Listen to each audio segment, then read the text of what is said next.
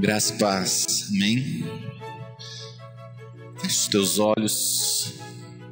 Senhor, estamos aqui esta noite para te honrar, glorificar o teu nome, Senhor.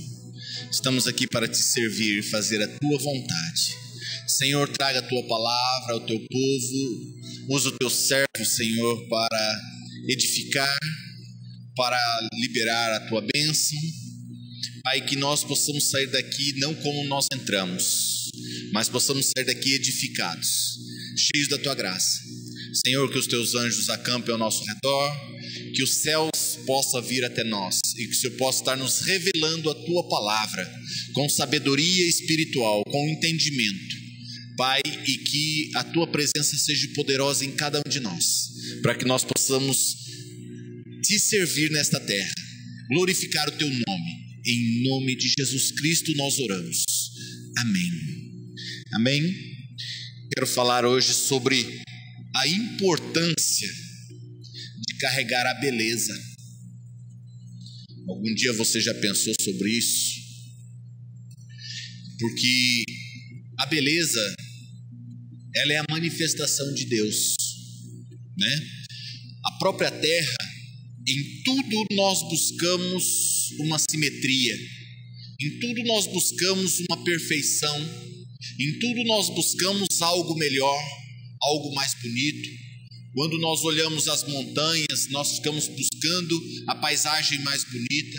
Quando nós olhamos o mar, nós vemos aquela imensidão de água e ali nós paramos e ficamos contemplando a beleza de Deus e a grandeza de Deus para fazer tudo aquilo. Quando olhamos para o céu e vemos tantas estrelas, tantas galáxias, e quando olhamos uma fotografia do cosmos, nós vemos a grandeza e o poder de Deus e a beleza de Deus. Estrelas nascendo, estrelas morrendo, tudo tem vida no universo. E tudo nós buscamos o belo, nós buscamos as coisas lindas. Olhamos para uma árvore e vemos a beleza de uma árvore, vemos uma fruta e vemos a beleza de uma fruta.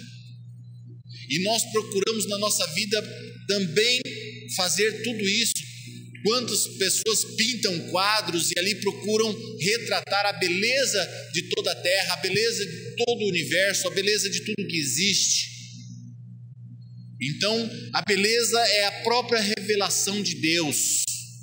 Nós, quando contemplamos uma beleza, nós contemplamos a perfeição, a graça de Deus, aquilo que Deus tem de melhor. E quantas pessoas também, da mesma forma, nós buscamos em pessoas a beleza. Nós buscamos aquilo que é belo. Às vezes, esse é feio, mas para mim não existe feio. Existem pessoas diferentes, e essa é a beleza de Deus, é a grandeza de Deus, que faz tantas pessoas, um universo tão grande de pessoas, mais de 8 bilhões de pessoas na Terra, e dificilmente você vê um ou dois iguais, porque Deus traz e faz algo belo. Em tudo Ele faz coisas bonitas e coisas belas. E meditando sobre isso, eu meditei por um pouco e me questionei: a beleza para o ser humano é uma bênção ou é uma maldição?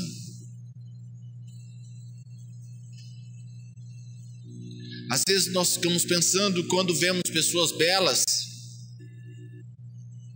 e é uma responsabilidade muito grande para uma pessoa carregar aquilo que é o padrão de uma sociedade, que é uma beleza estipulada pela própria sociedade. Mas por quê? Porque esse padrão vem da nossa busca de uma perfeição, de algo simétrico, de algo harmonioso, de algo bom, de algo gostoso.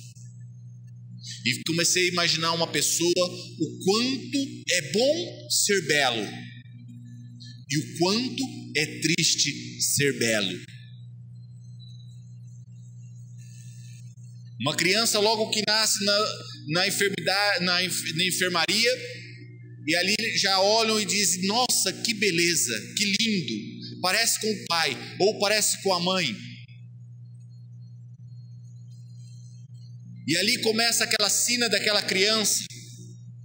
E quantas crianças que são lindas, e logo já nenenzinhas já começam a aparecer, e essa criança chama muita atenção e abre portas. A beleza abre muitas portas, mas a beleza traz muito sofrimento também. Quantas crianças que foram pegas por pedófilos, estupradas, destruídas. Quantas crianças lindas que foram pegas por psicopatas e foram simplesmente porque eram belas, foram feridas, machucadas, estupradas, destruídas e mortas. Quantos pais sofreram essa tristeza de ter um filho lindo ou uma filha linda e foi destruída por causa da sua beleza?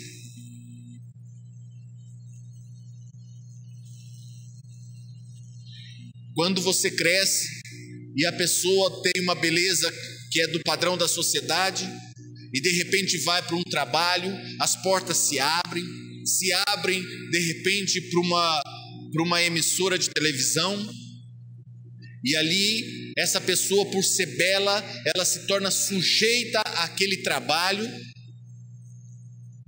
E como vemos hoje, pessoas, artistas tendo que se submeter ao homossexualismo, porque é uma visão que as emissoras têm hoje e que acham que deve ser colocado isso como um padrão moral. E esta pessoa está ali sujeita, e as portas se abriram, e ela ganha muito bem, então de repente ela é seduzida e levada para cometer coisas terríveis, porque são belas. Quantas vezes porque você é belo e a porta se abriu no teu trabalho, mas ali dentro você conquistou muitas inimizades, porque com a beleza vem a inveja.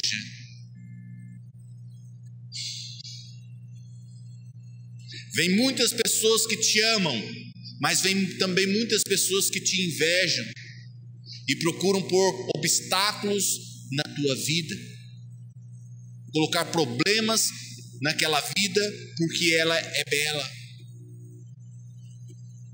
Então, ao mesmo tempo que uma beleza traz alegria, abre portas, ela também traz tristezas, angústias, sofrimentos, a qual nós ficamos e pensamos: será que a beleza é bom ou a beleza é ruim? Mas nós temos que entender que a beleza foi dada por Deus. A beleza é um prêmio de Deus para alguém. Tanto é que nós vemos na Bíblia que Jó, quando ele foi provado e perdeu todos os filhos que eram muito bonitos, e depois ele tinha 6 filhos, e depois quando Deus o abençoou novamente, a Bíblia nos conta que ele teve 12 filhos, e os 12 filhos eram bem mais belos do que os 6 anteriores. Então, quando se fala em beleza, se fala em bênção. Quando Deus fala sobre Raquel, quando Deus fala sobre Sara, mulher de Abraão, Raquel, mulher de Isaac, Raquel, mulher de Jacó, e Rebeca, mulher de Isaac, Deus fala que eram formosas à vista.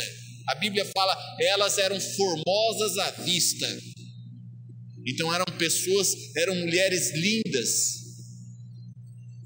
então eram abençoadas. E eu fui buscar na Bíblia falar sobre isso, sobre essa beleza, que é uma bênção, mas que ao mesmo tempo se torna uma maldição. Nós vemos uma lenda sobre Narciso. Quantos já ouviram falar de Narciso? Narciso era lindo, um homem muito lindo.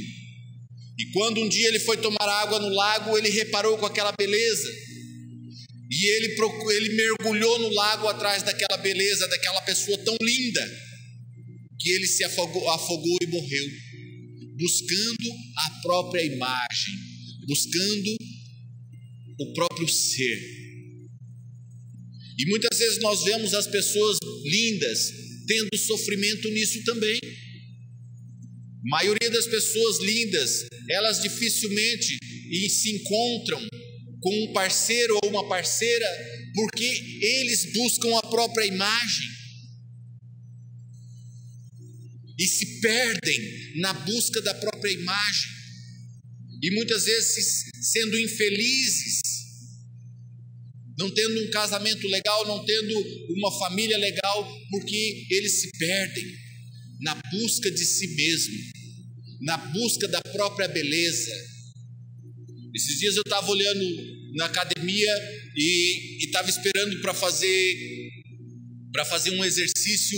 É a coisa mais difícil você pegar um halteres para terminar o seu exercício, porque tem alguns fisiculturistas que eles entram, e eu estava sentado e ali contemplando aquilo ali, eu fiquei observando e eu morria de dar risada, porque eles faziam um exercício e ficavam se olhando no espelho. Só faltava se beijar, de tanto que eram apaixonados por eles mesmos. Pessoas que passam a tarde inteira na academia, fazendo musculação, se fortalecendo e adorando os próprios músculos, adorando o próprio corpo. É o próprio Narciso. Ele não está em busca de uma segunda pessoa para compartilhar, para ter uma experiência de amor, de relacionamento, mas ele está buscando ele mesmo. E não consegue se encontrar, porque a imagem que ele tem dele mesmo é de uma perfeição tamanha que outra pessoa não serve. Ele nunca vai encontrar um parceiro à altura, porque ele se admira tanto, ele se ama tanto, que ninguém é digno de ter esse corpinho. E se tornam pessoas ao mesmo tempo cheias de si, vaidosas da sua beleza, mas inseguras. Porque dificilmente se acerta em um relacionamento, dificilmente vai ter um relacionamento saudável, porque dificilmente ela vai conseguir amar o próximo, porque ela ama só a si mesma. E se torna um egoísmo, uma vaidade, uma arrogância. E a vaidade precede a ruína. E nós vemos, e às vezes você fala só as pessoas lindas, os modelos. Não, meus queridos, tem pessoas que aos olhos da sociedade não são tão belas, mas elas se acham tão belas e tão perfeitas, que ela acha que todas as outras pessoas são indignas dela mesma. E tem pessoas que se envaidecem tanto da sua beleza que ela não consegue ficar com uma pessoa só em um relacionamento, porque ela acha que é um desperdício uma pessoa tão bela quanto ela permanecer com uma pessoa só num relacionamento. Então, trazendo então a prostituição, a sedução, para que haja uma prostituição, e a pessoa se perde e vai por caminhos tortos. E aí nós pensamos, foi bênção ou foi maldição? Aquela beleza para aquela pessoa se tornou bênção ou se tornou a maldição? Então eu comecei a me pegar e pensar comigo, quanta responsabilidade tem alguém belo de carregar essa beleza, porque é um dom. A beleza também é um dom. Nós vemos que Raquel, mulher de Jacó, era muito bela, mas tinha problemas de caráter. Era idólatra, era ladrona, era supersticiosa. Nós vemos que Sara, o próprio nome diz, Sara era princesa, uma mulher linda, mas quando necessitou de fé, ela não teve fé.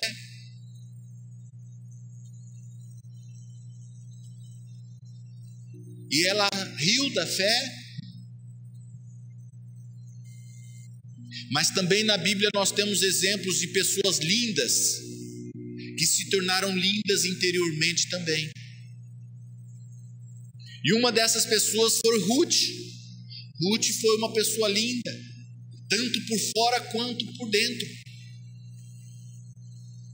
Ruth se apegou tanto à sua sogra, morreu seu marido e morreu o seu cunhado, e ela permaneceu com a sogra, e a sogra queria voltar para a terra dela e despediu Ruth, e Ruth virou para sua sogra e diz: aonde você for eu irei contigo. Ruth se tornou uma serva da sogra, e por isso foi abençoada, e se casou com Boaz, e se tornou Davi, e Jesus Cristo se tornou descendente de Ruth. Então eu fico pensando sobre a beleza. Às vezes você lá no fundo fala: não, mas eu não sou belo. Mas todos nós temos uma beleza.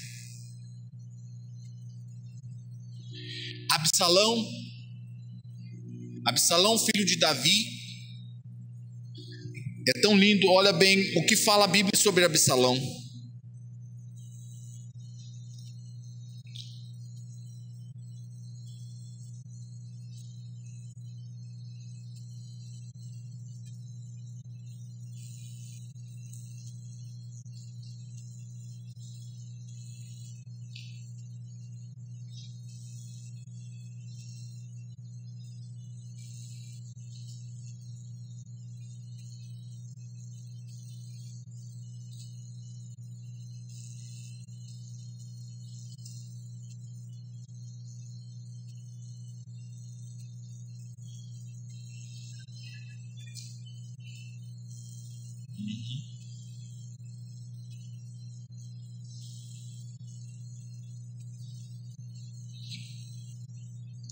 Não havia, porém, em todo Israel homem tão belo e tão aprazível como Absalão. Desde a planta do pé até a cabeça, não havia nele defeito algum.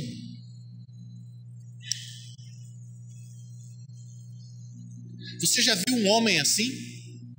Que desde a cabeça até a planta dos pés não havia defeito algum. A Bíblia diz que o cabelo dele era tão bonito e tão pesado, que pesava não sei quantas libras, o cabelo de Absalão. Mas Absalão, com toda essa beleza, ele se tornou um problema.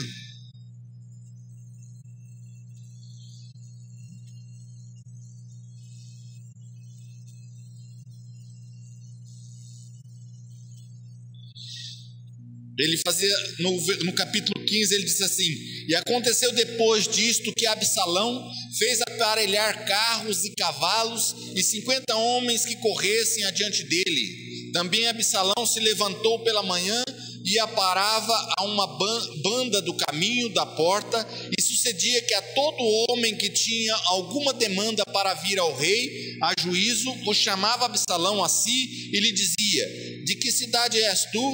E dizendo ele: de uma das tribos de Israel, é teu servo. Então Absalão lhe dizia: olha, os teus negócios são bons e retos, porém não tens que te ouça da parte do rei. O homem que tivesse demanda ou questão para que lhe fizesse justiça, Sucedia também que quando alguém se chegava a ele para se inclinar diante dele, ele estendia a mão e pegava dele e o beijava. E desta maneira fazia Absalão a todo Israel que vinha ao rei para juízo. Assim furtava Absalão o coração dos homens de Israel. Absalão começou uma revolta contra o próprio pai, porque o irmão de sangue dele, por parte de pai, tinha pego a irmã e não tinha se casado com a irmã. E aí ele matou esse irmão e saiu da presença do rei por 3 anos. E depois Davi trouxe ele de volta, mas mesmo assim Davi não o frequentava a sua casa. E ele, revoltado com o rei Davi, porque não frequentava a sua casa, ele começou a usar o seu charme, usar a sua beleza para conquistar o povo. E ele ficava na porta do palácio, e todas as pessoas que chegavam, ele perguntava se tinha demanda contra o rei. E assim ele foi furtando o coração dos homens do reino contra o pai, até se levantar numa rebelião contra o pai. E desta rebelião resultou a sua morte. Ele foi morto. Primeiro ele aprontou bastante com o pai, e a beleza dele se tornou em perdição, porque Absalão foi morto. A Bíblia diz que ele teve uma filha chamada Tamar, também, que era lindíssima. Então Absalão foi um homem que Israel não tinha igual em beleza. E a sua beleza trouxe a ele uma vaidade, trouxe a ele uma arrogância, trouxe a ele algo que lhe prejudicou. Aquilo que Deus abençoou, aquilo que Deus trouxe para ele como um presente, se tornou uma maldição. E a vida dele foi destruída por causa da sua beleza. Tem também, nós vemos um caso interessantíssimo, que é o caso da rainha Vasti em Esther.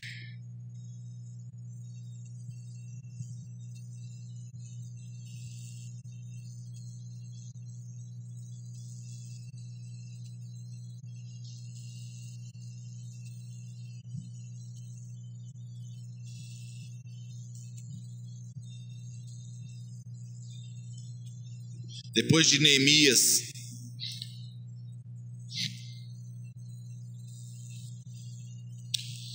no capítulo 1 de Esther, no versículo 10,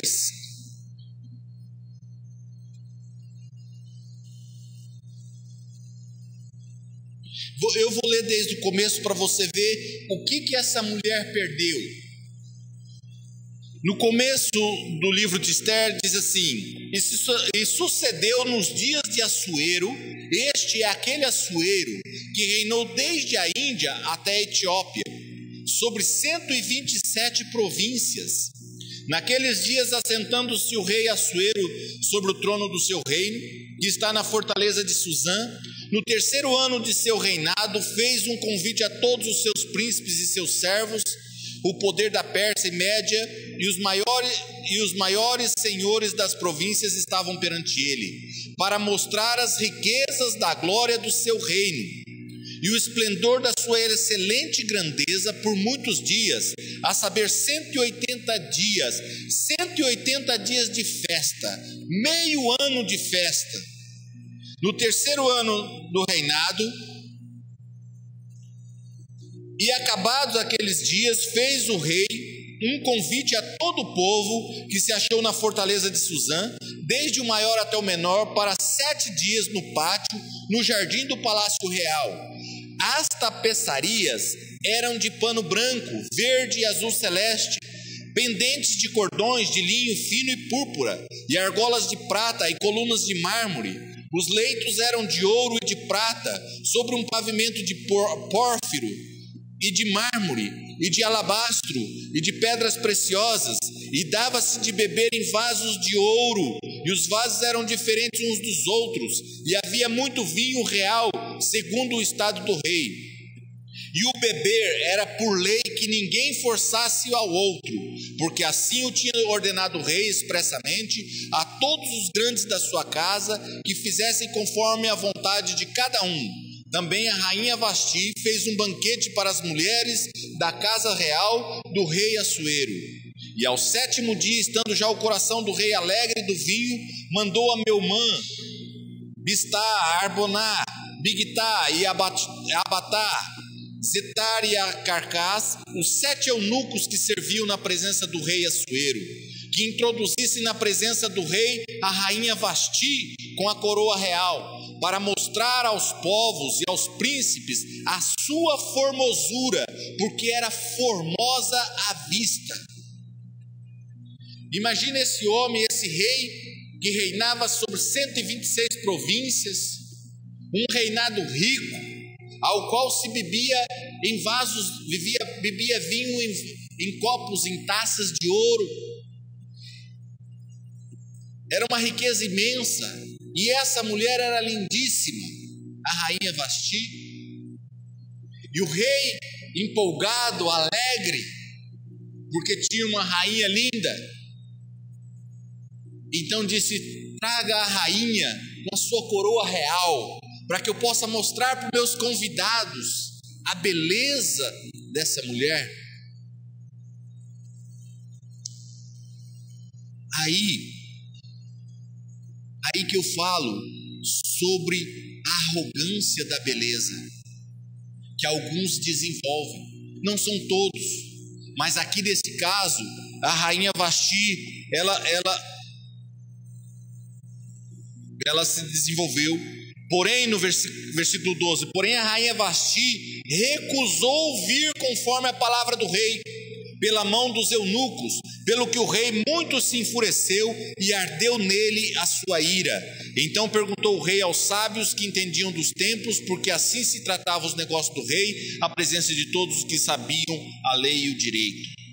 Então ele, perguntando aos seus príncipes o que se faria a rainha Vasti, e os príncipes disseram: a rainha Vasti ela não só esnoba ao rei, ela não só despreza ao rei, mas ela põe em confusão todo o reinado. Ela traz conflito em todo o reinado, porque agora todas as esposas dos príncipes vão seguir a rainha. Se a rainha não quis atender o rei, não quis chegar à presença do rei, então todas as outras mulheres não honrarão seus maridos e também não respeitarão seus maridos. Então foi decretado que a rainha Vasti perdesse a coroa e que se levantasse naquele reinado mulheres, trouxesse mulheres ao rei, e aquela a qual ele se engraçasse e que ele achasse que fosse formosa o suficiente, que se tornasse rainha no lugar da Vasti. Então foi achado Esther. E aí há uma analogia. Assim como a rainha Vasti foi arrogante, foi pretensiosa, eu calculo assim que a rainha Vasti naquele momento ela disse assim: o que esse rei quer? Eu sou linda, eu sou perfeita, eu sou muito bonita, agora vem esse cara bêbado agora querendo que eu vou lá me mostrar. O perigo da beleza é a vaidade, o perigo da beleza é a arrogância, é a autoestima muito elevada, a qual faz com que você desrespeite as suas autoridades, que você desrespeite as pessoas e não tem humildade no seu coração. E a rainha Vasti mostrou essa falta de humildade. Meus irmãos, tem uma coisa interessantíssima. Por que essas passagens estão na Bíblia? E por que eu estou dizendo sobre isso para vocês? Outro dia eu estava orando e questionando a Deus, e me veio uma palavra. Deus me disse uma palavra: a noiva nunca será uma prostituta.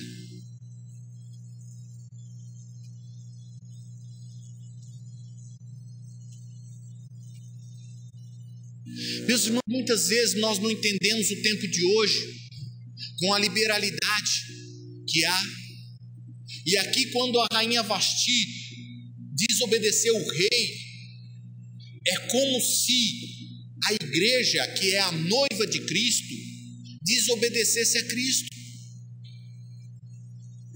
É como se Cristo estivesse preparado para as bodas do Cordeiro, para a festa do Cordeiro, e a noiva não quisesse entrar à sua presença.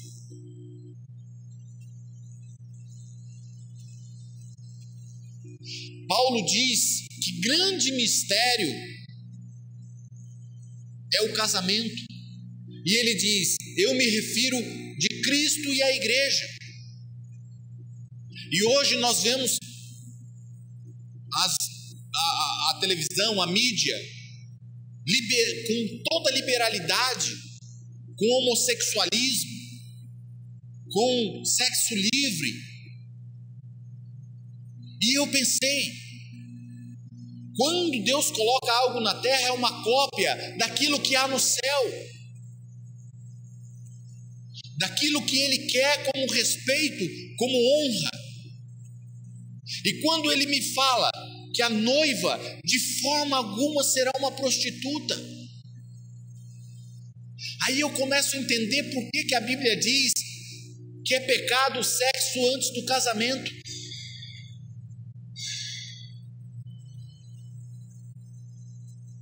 Porque quando há um casamento e há uma família, significa Deus e a igreja.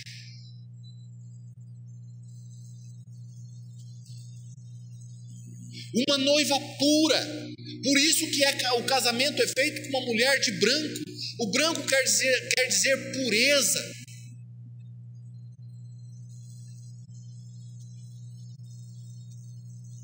E Deus me diz: a noiva de forma alguma será uma prostituta.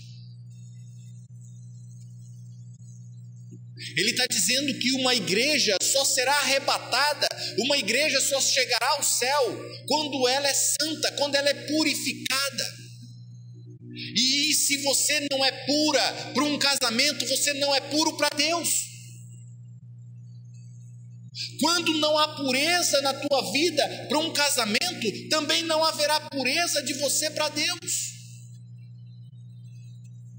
Quando a Vasti aqui a rainha Vasti foi provada, ela caiu na própria arrogância, na própria soberba. Aí nós vemos Esther entrar na jogada. Esther entra no reino como uma rainha judia, uma mulher bela, linda, e pelo jeito ela era mais linda do que a própria Vasti, porque logo que ela chegou, ela foi encantando a todos que viam a Esther. Ela se tornou encantadora, e ainda ficou 1 ano sendo tratada como uma rainha, para se apresentar diante do rei. Mas o mais bonito de Esther era humilde. Esther era muito linda, muito formosa, mas tinha um coração obediente. A Bíblia diz que Esther obedecia a Mordecai, que era seu tio, que a criou. E tudo que Mordecai pedia para Esther, Esther obedecia. E quando o povo de Israel, Amã queria matar o povo de Israel, o povo judeu, e Mordecai chegou para Esther e disse: olha, você é rainha, mas não pense que porque você é rainha vai escapar. Chega diante do rei e pede misericórdia, porque todo o povo vai morrer e você vai morrer junto. E ali existia uma lei em que se entrasse no pátio do rei sem ser chamada, mesmo que fosse a rainha, se o rei não estendesse o cetro, ela seria morta. E Esther, naquele mesmo dia, convocou um jejum de 3 dias. Todo o povo judeu jejuou com ela. E ela jejuou durante 3 dias, sem comer e sem beber, e entrou na presença do rei. Meus irmãos, talvez vocês possam achar muito legal. Não, mas ela era bonita, ela era linda, ela sabia que o rei amava. Mas não era bem assim. Ela corria um risco de vida, porque se o rei não estendesse o cetro, ela na mesma hora seria levada para a morte. Aí você vê a simplicidade de Esther, a humildade de Esther, mesmo ela sendo muito bela, muito linda, mesmo ela sabendo que o rei a amava, mas mesmo assim ela temeu, ela honrou o rei, ela entrou em humilhação diante de Deus. Por 3 dias ela se humilhou diante de Deus, pedindo misericórdia, pedindo que Deus fosse com ela naquele momento, para que ela chegasse à presença do rei. Bem ao contrário da Vasti, né? Então, a beleza, ela pode ser uma bênção, mas também ela pode ser uma maldição. A beleza na sua vida é uma bênção de Deus, é uma graça de Deus para você, mas para você saber usá-la com humildade, não com arrogância. Agora, eu penso que muitas pessoas que se acham belas, porque há pessoas que nem são tão belas assim, né? O pior do feio é aquele que acha que é bonito, né? Tem aquele que se acha e se torna arrogante. E esses são piores ainda, porque pisam nas pessoas, maltratam as pessoas, se ensoberbecem. Nós temos um grande exemplo na Bíblia, Ezequiel 28.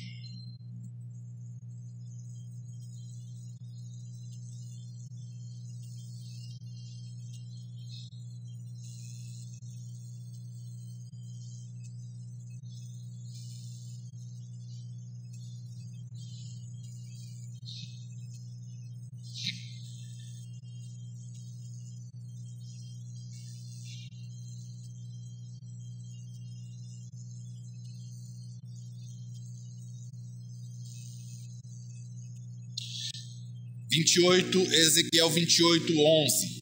Veio a mim a palavra do Senhor dizendo: Filho do homem, levanta uma lamentação sobre o rei de Tiro e diz-lhe: assim diz o Senhor Jeová, tu és aferidor da medida, cheio de sabedoria e perfeito em formosura. Você já imaginou alguém perfeito em formosura?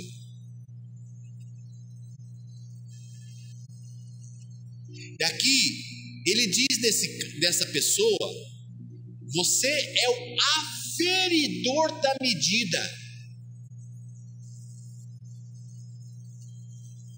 É uma balança, é aquele que confere a balança, é aquele que é mais perfeito do que a medida. Ele é o aferidor da medida. Imagina a perfeição dessa pessoa, desse ser. Perfeito em formosura, estavas no Éden, jardim de Deus. Toda a pedra preciosa era a tua cobertura, a sardônia, o topázio, o diamante, a turquesa, o ônix, o jaspe, a safira, o carbúnculo, a esmeralda e o ouro. A obra dos teus tambores e dos teus pífaros estava em ti. No dia em que foste criados, foram preparados. Gente, você já pensou isso? Esse cara, tudo isso aqui, todas essas pedras preciosas e o ouro, foi preparado para esse cara.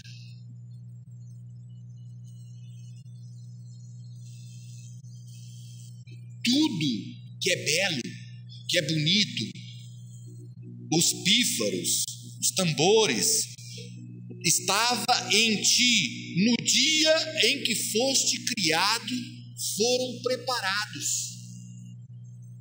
No dia que Deus criou esse ser, no dia que Deus criou essa criatura, todas essas coisas foram criadas juntas para Ele.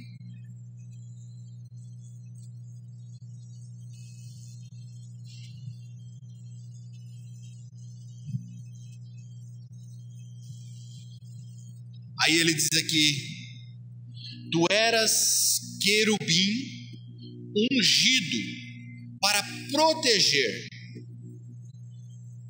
e te estabeleci no monte santo de Deus, estavas, no meio das pedras afogueadas andavas, perfeito eras nos teus caminhos, desde o dia em que foste criado, até que se achou iniquidade em ti. Na multiplicação do teu comércio, se encheu o teu interior de violência, e pecaste, pelo que te lancei profanado fora do monte de Deus, e te farei perecer, ó querubim protetor, entre pedras afogueadas. Elevou-se o teu coração por causa da tua formosura, corrompeste a tua sabedoria por causa do teu resplendor. Por terra te lancei, diante dos reis te pus, para que olhem para ti. Gente, imagina a graça, o amor de Deus para criar essa criatura. Imagina como Deus se dispôs dele mesmo para criar um ser perfeito, em tudo perfeito. Perfeito era em todos os teus caminhos, perfeito era em formosura. E além de ser muito bonito, muito lindo, muito formoso, ainda andava no meio das pedras. A cobertura dele era de pedras preciosas e de ouro.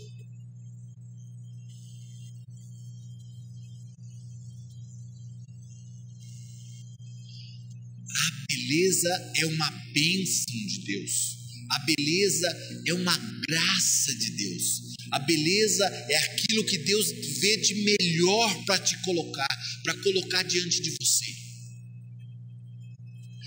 Tenho certeza de que quando Deus te fez, também Ele imaginou uma obra perfeita. Aí Ele diz aqui que na multidão do seu comércio, Ele começou a comercializar, Ele começou a trabalhar e tudo dava certo, e tudo era perfeito, e tudo era bonito, e Ele se dava bem em todas as coisas, e Ele prosperava, e Ele crescia. E o que aconteceu? O coração se ensoberbeceu na sua formosura, na multidão do seu comércio, naquilo que ele se achava tão poderoso, naquilo que ele foi vendo que era tão perfeito e tão lindo e tão bonito e tão capaz, e tudo dava certo, que ensoberbeceu o coração, e ele se achou igual a Deus.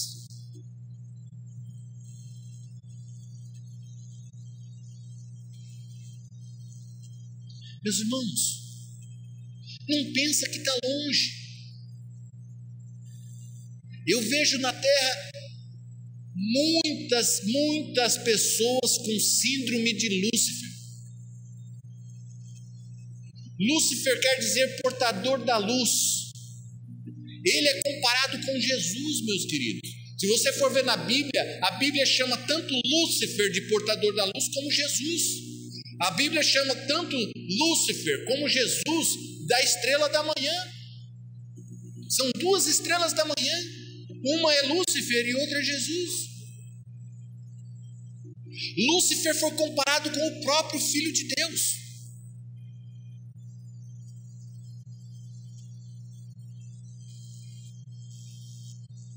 A vaidade, a arrogância, a soberba não precisa ser Lúcifer para ter. Há muitas e muitas pessoas no nosso meio que está extravasando a síndrome de Lúcifer, a arrogância, a soberba. As próprias palavras das pessoas mostram a sua arrogância, mostram a sua soberba.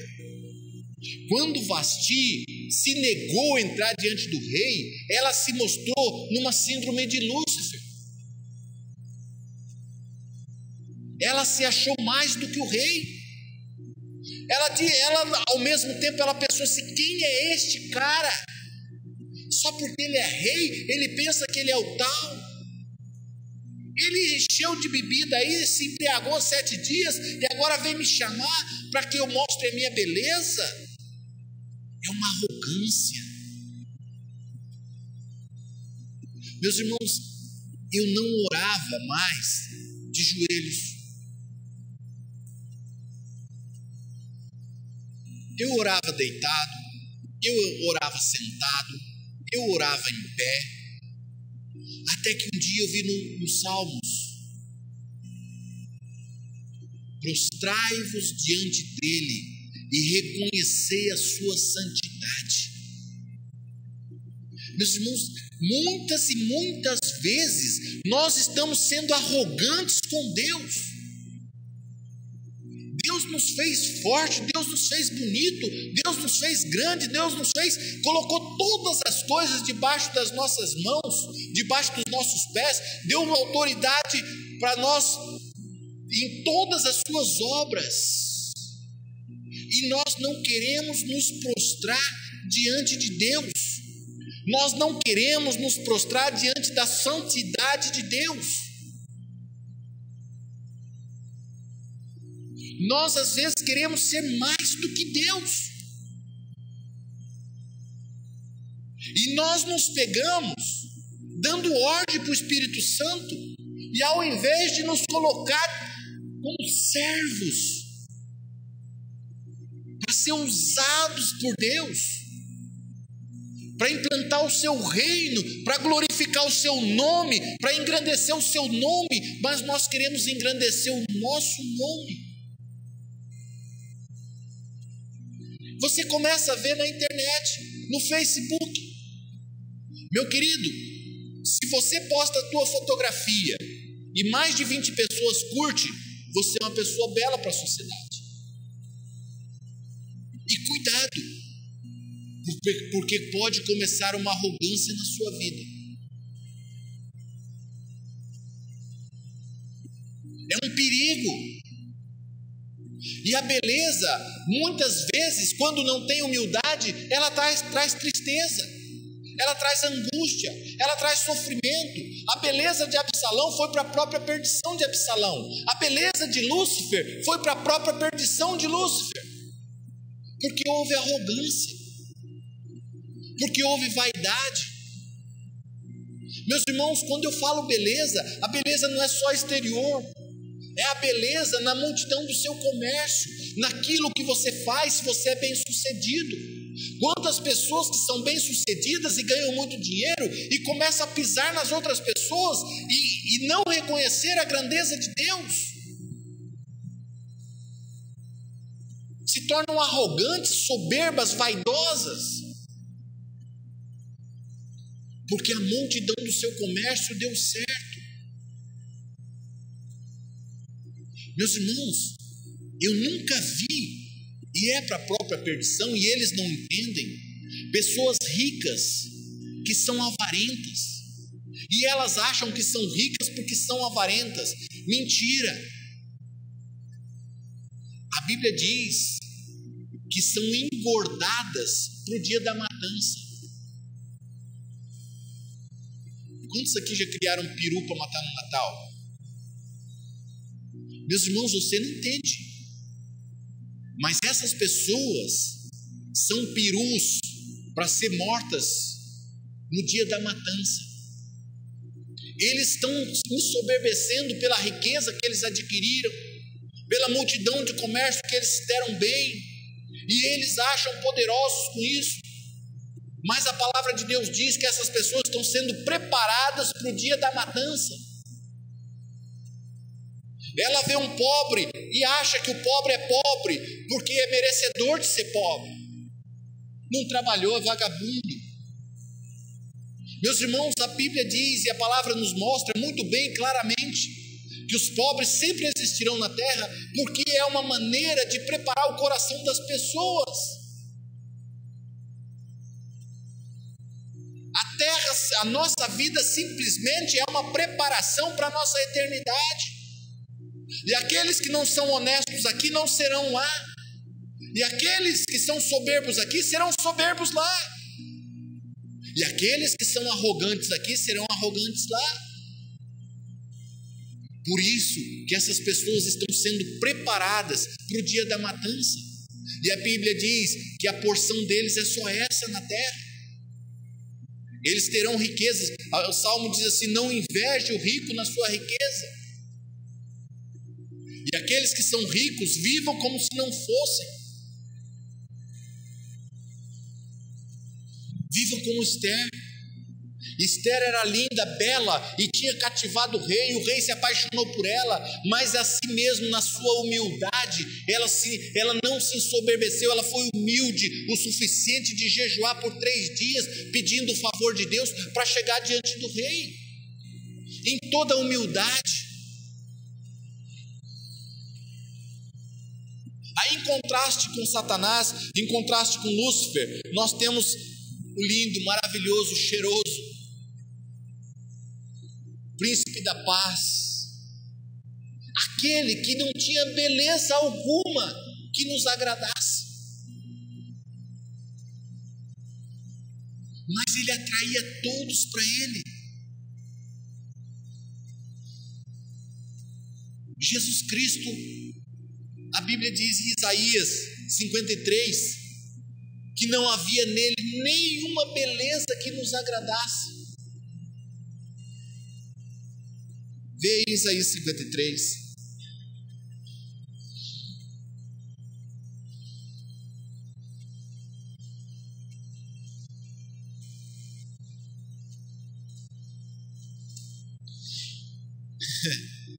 Quem deu crédito à nossa pregação e a quem se manifestou o braço do Senhor?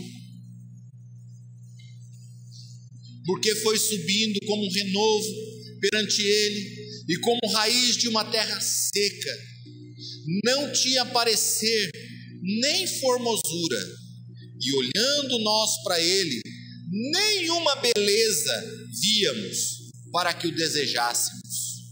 Era desprezado e o mais indigno entre os homens, homem de dores e experimentado nos trabalhos, e como um de quem os homens escondiam o rosto, era desprezado e não fizemos dele caso algum. Verdadeiramente ele tomou sobre si as nossas enfermidades e as nossas dores levou sobre si, e nós o reputamos por aflito, ferido de Deus e oprimido. Mas ele foi ferido pelas nossas transgressões e moído pelas nossas iniquidades, e o castigo que nos traz a paz estava sobre ele, e pelas suas pisaduras, pelas suas machucaduras nós fomos sarados. Meus irmãos, eu não vejo Jesus como feio, mas Deus fez um contraste. Assim como ele mandou Lúcifer, lindo, maravilhoso, perfeito em formosura, aquele que nós desejamos.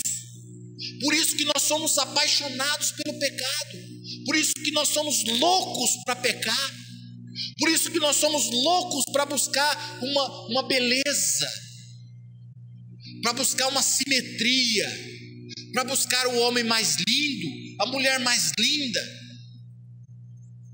porque nós nos apaixonamos pelo belo, porque nós nos apaixonamos por aquilo que é rico, que é poderoso, que tem coisas, pedras preciosas. Nós gostamos de estar numa casa com móveis maravilhosos, com pisos lindos e maravilhosos, com cortinas lindas e maravilhosas, porque nós queremos o belo. Então Deus fez uma pegadinha. Deus colocou o seu filho, aquele que não havia nele nenhuma formosura, nada que nos chamasse atenção, desprezado, humilhado, aquele a qual nós não fizemos caso algum. Outro dia houve uma igreja, eu achei muito interessante aquilo. Houve uma igreja em que ia mudar o pastor, e toda a igreja esperando o pastor, e o pastor não chegava, e dali a pouco entrou um mendigo, todo sujo, todo roupa suja, feia, e entrou, e todo mundo saiu de perto. Ele sentou-se na cadeira, e todo mundo meio que saiu de perto, e ficou com o rosto feio. E aí todo mundo lá, e aquele mendigo lá esperando também, e todo mundo esperando. E nada desse pastor, e todo mundo olhando, e um olhava para a porta, outro olhava para outra porta. E cadê esse pastor? Dali a pouco aquele mendigo levanta, todo mundo fica olhando, e aquele mendigo vem, sobe no púlpito e pega o microfone.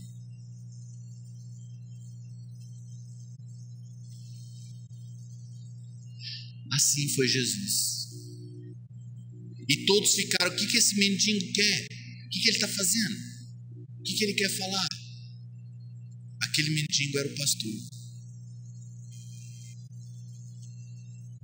Ele queria testar a igreja. Ele queria ver qual era o coração da igreja. Meus irmãos, a todo tempo Deus está provando o teu coração. Não que você não pode desejar o belo, não que você não pode ter a beleza, mas viva como se ela não existisse. Assim como Esther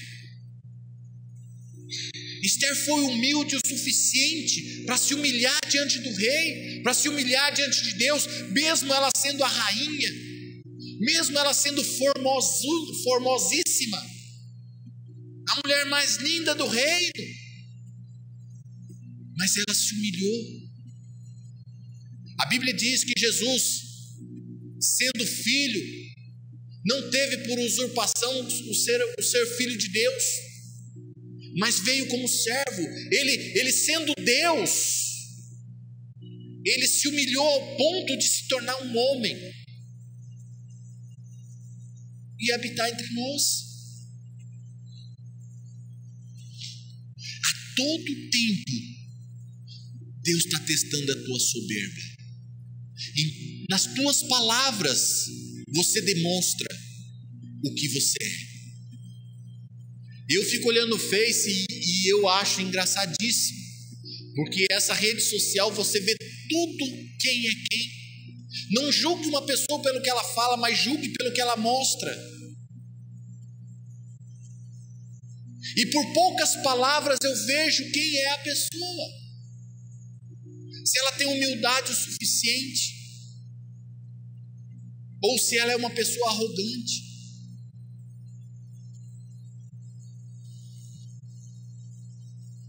O grande mal de toda a nossa sociedade é o síndrome de Lúcifer, é a arrogância, é a falta de humildade diante de Deus, a falta de se humilhar diante de Deus.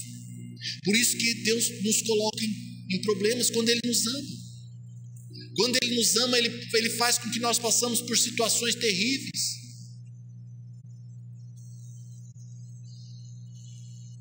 A Kathleen Kuhlman, quem não conhece, foi uma grande pregadora dos Estados Unidos, uma mulher, a primeira mulher que que trazia a unção do Espírito Santo e curava muitas pessoas e curava muitos enfermos, e foi a qual Benny Hinn se espelhou nela.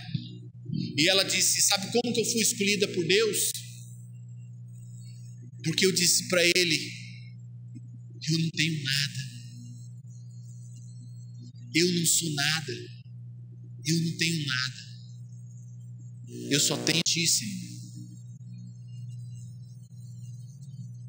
E o próprio Benny Hinn diz que quando ele ouviu aquela pregação da Kathleen Kuhlman, diz que ele virou para Deus e falou: Deus, então eu sou um também, Senhor, porque eu não tenho nada, eu não sou nada, eu preciso de Ti.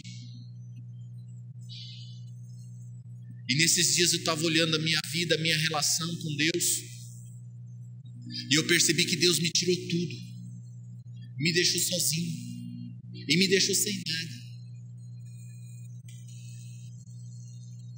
para que eu não me apoiasse em nada, para que eu me apoiasse somente no amor de Deus, somente na força e no poder de Deus.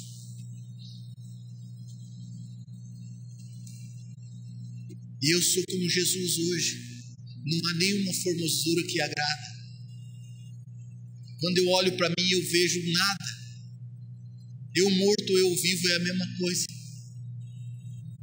Não existe beleza alguma que agrada. Porque Deus, Ele te faz tão pequeno e tão grande ao mesmo tempo. E quando você se esvazia de você mesmo, quando você começa a se esvaziar de toda a tua vaidade, de toda a tua arrogância, quando você começa a se esvaziar de toda a tua soberba, e quando você estiver bem vazio, Deus vem e te enche. Aí Ele mesmo habita em você. Aí você e Cristo se tornam um só. Mas a maioria de nós não queremos nos esvaziar da nossa arrogância, não queremos nos esvaziar da nossa soberba, porque a sociedade hoje, ela preza aquele que tem e não o que é. A sociedade te mede pelo que você possui e não pelo que você é.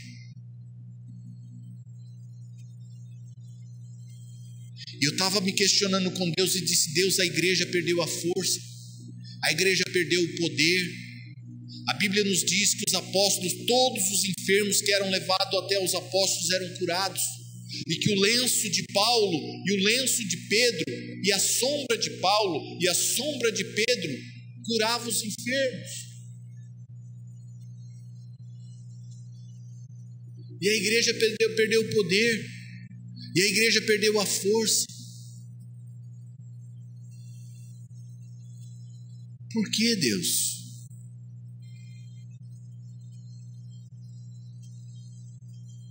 Porque a igreja não se limpa dela mesma.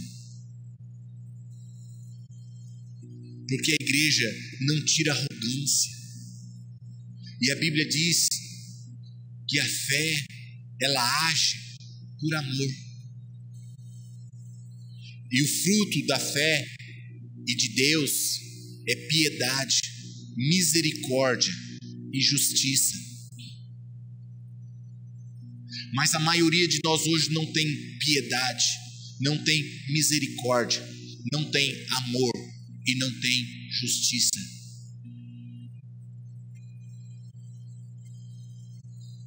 A igreja não tem mais força. A igreja está igual Sansão, cortou o cabelo. Não entenda mal, hein, gente, senão vai pensar que é igual a Assembleia de Deus, que não pode cortar o cabelo. Eu estou dizendo que Sansão perdeu a força porque cortou o cabelo, porque desobedeceu a Deus.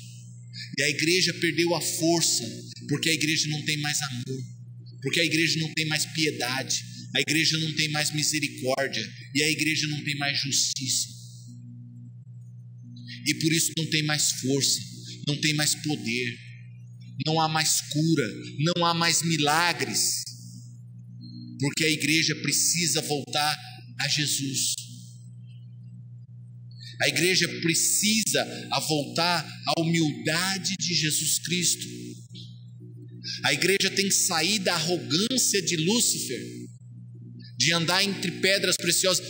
Não entenda mal, não estou dizendo que não pode ser rico. A Bíblia diz que a riqueza é uma bênção. Jesus se fez pobre para que nós fôssemos ricos. Coríntios 8:9.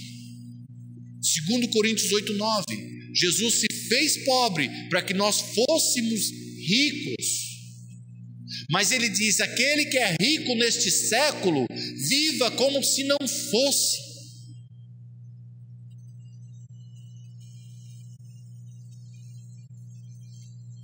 Nós temos que voltar à simplicidade de Jesus Cristo. Jesus possuía tudo. Jesus tinha tudo, mas não possuía nada. Tudo que Jesus queria ele tinha, mas ele não tinha posses. Mas hoje nós não queremos viver assim. Nós queremos mostrar que nós possuímos tudo. E tem valor e tem mérito aquele que tem muitas propriedades no seu nome. E meus irmãos, se o arrebatamento vier amanhã, você não vai levar nada disso.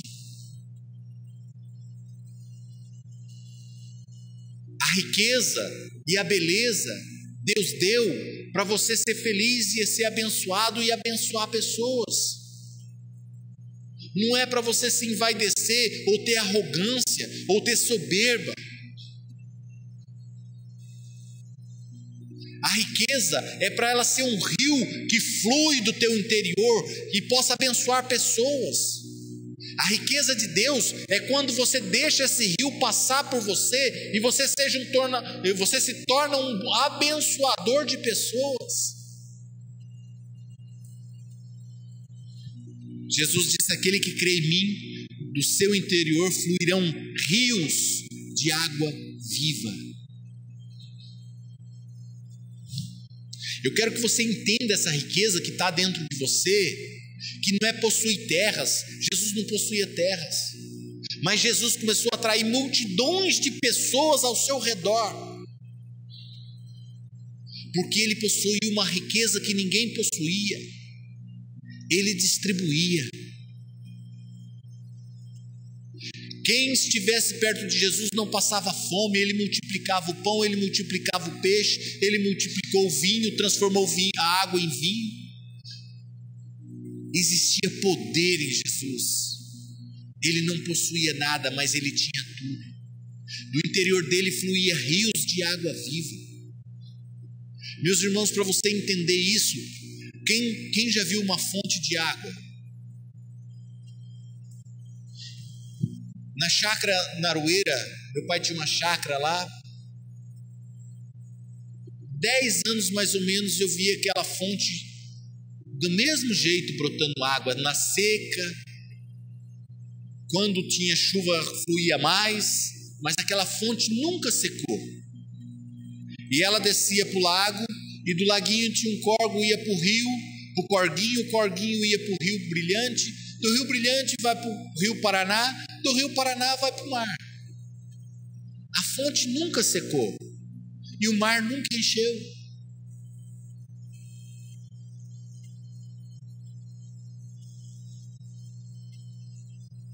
A fonte nunca vai secar e o mar nunca vai encher. Você é uma fonte. Deus te fez uma fonte de bênção. Do teu interior tem que fluir rios de águas vivas. Rios de bênção tem que fluir do teu interior para abençoar pessoas.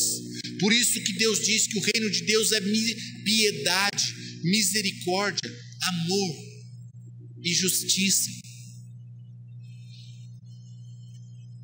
Se você não tiver isso, você não serve para o reino de Deus. Não adianta ficar buscando riquezas porque as riquezas deste mundo é engordar para o dia da matança, é engordar o peru para o dia da matança.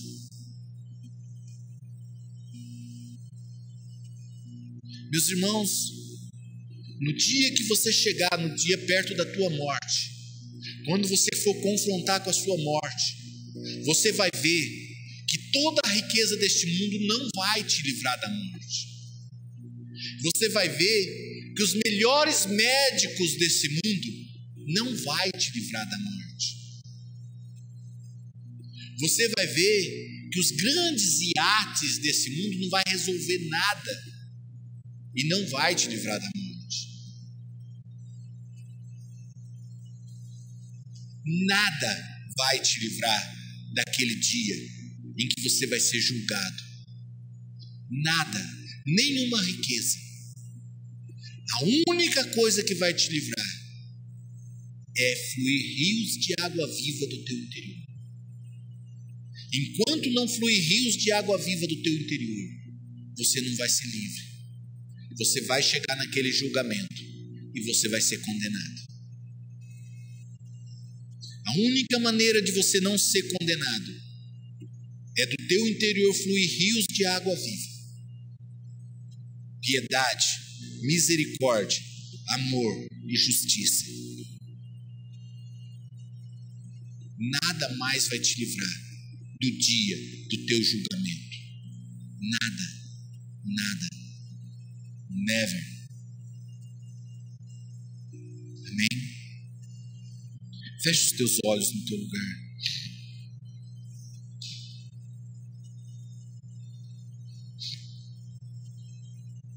Ó Deus,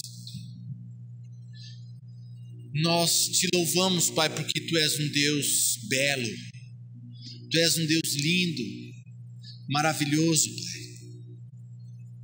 Mas a Tua beleza não está só na aparência, a Tua beleza está no interior, a Tua beleza está num espírito manso, humilde. A Tua beleza, Pai, está no dar e não no reter e no ganhar. Mas a Tua grande beleza está naquilo que o Senhor mais dá, que é amor, piedade, misericórdia.